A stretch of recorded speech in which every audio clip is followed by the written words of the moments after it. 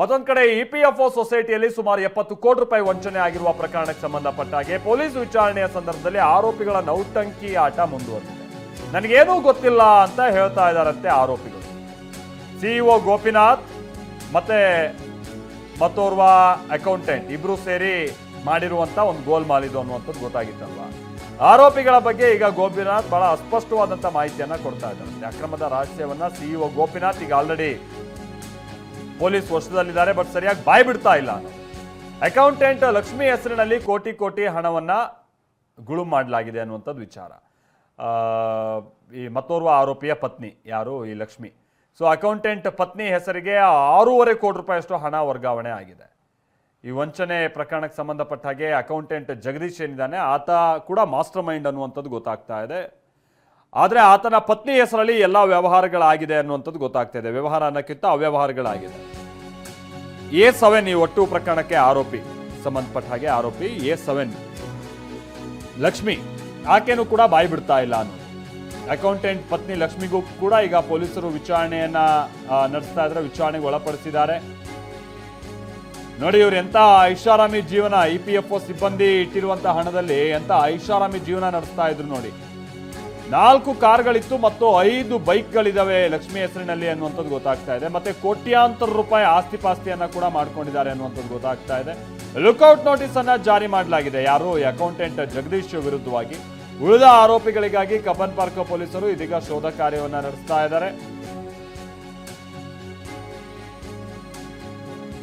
ಈ ಒಟ್ಟು ಪ್ರಕರಣಕ್ಕೆ ಸಂಬಂಧಪಟ್ಟ ಹಾಗೆ ನಾನು ಈಗ ತಾನೇ ಹೇಳಿದಾಗೆ ಓರ್ವ ಸಿಇಒ ಗೋಪಿನಾಥೇ ಇದರಲ್ಲಿ ಮಾಸ್ಟರ್ ಮೈಂಡ್ ಅಂತ ಭಾವಿಸಲಾಗಿತ್ತು. ಆದರೆ ಸಿಇಒ ಗೋಪಿನಾಥ್ಗಿಂತ ಅಕೌಂಟೆಂಟ್ ಜಗದೀಶ್ ಈ ಒಟ್ಟು ಪ್ರಕರಣದ ಮಾಸ್ಟರ್ ಮೈಂಡ್ ಅನ್ನುವಂಥದ್ದು ಗೊತ್ತಾಗ್ತಾ ಇದೆ. ಆತನ ಪತ್ನಿ ಹೆಸರಿನಲ್ಲಿ ಈ ಅವ್ಯವಹಾರ ಆಗಿದೆ ಅನ್ನೋದು. ಈಗ ಸಿಐಡಿ ಹೆಗಲಿಗೆ ನೀಡಿ ರಾಜ್ಯ ಸರ್ಕಾರ ಆದೇಶವನ್ನ ಹೊರಡಿಸಿದೆ. ವಂಚನೆಯ ಮೊತ್ತ ಹೆಚ್ಚಾಗಿರುವ ಹಿನ್ನೆಲೆಯಲ್ಲಿ ಸಿಐಡಿಗೆ ಪ್ರಕರಣವನ್ನ ವರ್ಗಾವಣೆ ಮಾಡಲಾಗಿದೆ. ನಾಳೆ ಪ್ರಕರಣದ ಫೈಲ್ ಅನ್ನ ಪೊಲೀಸರು ವರ್ಗಾಯಿಸ್ತಾರೆ ಅನ್ನುವಂಥದ್ದು ಗೊತ್ತಾಗ್ತಾ ಇದೆ. ಪ್ರದೀಪ್ ನಮ್ಗೆ ಇದಕ್ಕೆ ಸಂಬಂಧಪಟ್ಟಂಗೆ ಡೀಟೇಲ್ಸ್ ಅನ್ನ ಕೊಡ್ತಾರೆ. ಪ್ರದೀಪ್, ಈಗ ತನಗೇನೂ ಗೊತ್ತಿಲ್ಲ ಅನ್ನುವಂಥದ್ದು ಸಹಜ ಈ ಸಂದರ್ಭದಲ್ಲಿ. ಆರೋಪಿಗಳು ತನಿಖೆಯಿಂದ ತಪ್ಪಿಸಿಕೊಳ್ಳುವಂತ ನಿಟ್ಟಿನಲ್ಲಿ ಅಥವಾ ಪೂರ್ಣ ಮಾಹಿತಿಯನ್ನ ಕೊಡದೇ ಇರುವಂತ ನಿಟ್ಟಿನಲ್ಲಿ ಈ ರೀತಿಯಾದಂಥ ಉತ್ತರಗಳನ್ನ ಕೊಡೋದು. ಬಟ್ ಈಗ ಪೊಲೀಸರು ಈ ಒಟ್ಟು ಪ್ರಕರಣವನ್ನ ಭೇದಿಸಬೇಕು ಅಂತ ಅಂದ್ರೆ ಈ ಜಗದೀಶ್ನನ್ನ ವಶಕ್ಕೆ ಪಡಿಬೇಕಾದಂಥದ್ದು ಅನಿವಾರ್ಯತೆ ಇದೆ. ಇವ್ರು 3 ಜನರನ್ನ ಹೊರತುಪಡಿಸಿ ಇನ್ನೂ ಏನಾದರೂ ಆರೋಪಿಗಳು ಹೆಚ್ಚಿನ ಸಂಖ್ಯೆಯಲ್ಲಿ ಈ ಪ್ರಕರಣದಲ್ಲಿ ಇದ್ದಾರಾ? ಏನ್ ಕತೆ, ತನಿಖೆ ಎಲ್ಲಿ ತನಕ ಬಂದಿದೆ? ಸಿಐಡಿ ವರ್ಗಾವಣೆ ಪ್ರಕ್ರಿಯೆ ಹೇಗೆ ನಡೆಯುತ್ತೆ ನಾಳೆ?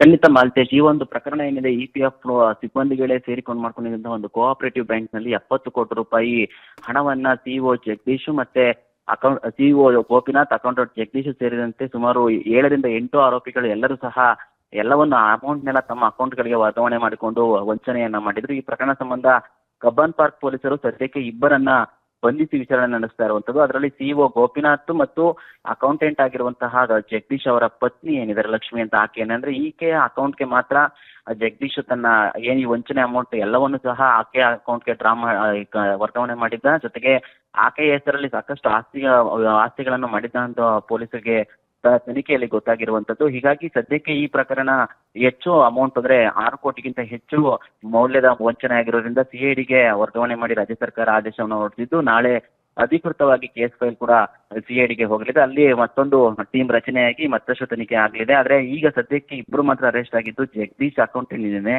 ಈತನೇ ಇಲ್ಲಿ ಅತಿ ಹೆಚ್ಚಾಗಿ ಈ ಒಂದು ಪ್ರಕರಣದಲ್ಲಿ ಆರೋಪಿ ಅನ್ನೋದು ಗೊತ್ತಾಗ್ತಾ ಇರುವಂತದ್ದು.